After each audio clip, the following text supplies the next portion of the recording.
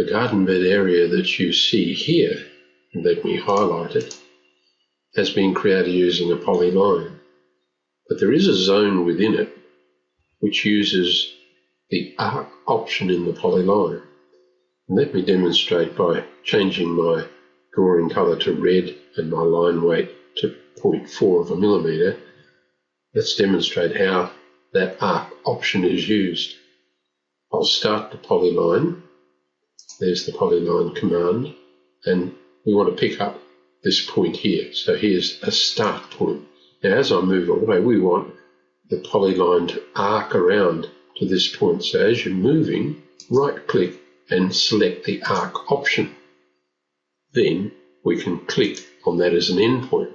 Now clearly we don't want to continue with the arc option, so I right click and say go back into the line option. So there we go, and you can see the polyline continuing.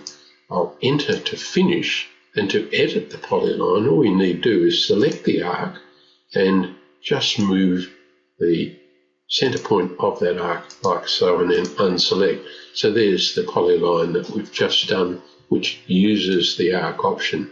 The earlier one, of course, traversed the whole garden bed area, and then close was used at the end of the operation